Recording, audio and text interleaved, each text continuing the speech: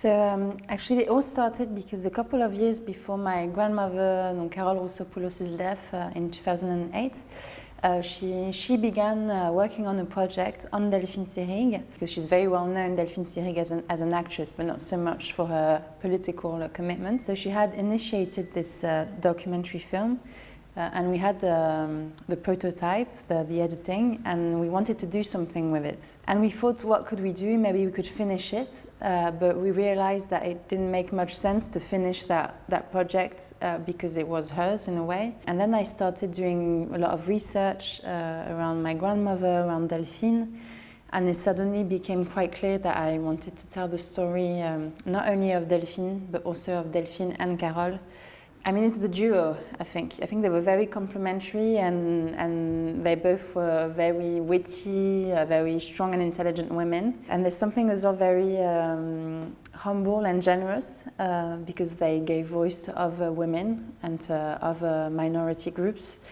And that's something that I wanted to share. Carole, who used to say that they didn't slice up their lives into salami slices, like everything merged, their work, their commitment, their friendship, their love stories. It's a kind of feminism for me and political commitment that's really rooted in the pleasures of life and in exchange, in discussion.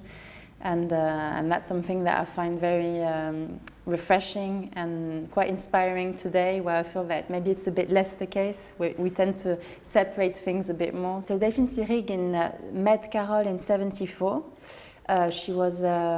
Carole at the time was already making films, quite militant.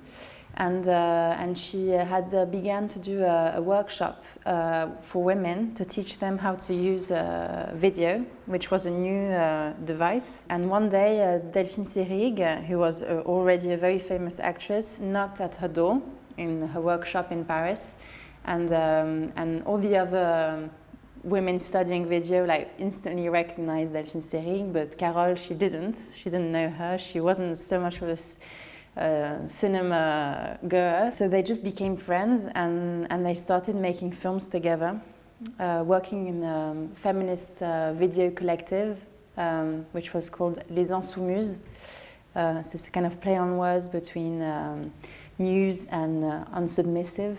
And so they started working together, and they founded in 1982 the first archival center gathering together the works of women about women. I mean, things have evolved a lot. We're not in the same context. It's not post-68, so maybe today there's something I think less about the collective, and I think that's something we can learn from them, that a lot of their strength and their very inventive actions and works stemmed from the collective. They're incredibly funny, and I think that humor mixed with anger is the best weapon, I think, in a way to kind of unsettle a bit the patriarchal order of things. And Carole says that in one of the interviews in the film that when they worked, they wouldn't spend hours thinking, deconstructing if it was a good idea, how they should do it. There was something very spontaneous. They just went for it. Something that as women, I think we need to accept as well, that listen to ourselves and just go for it.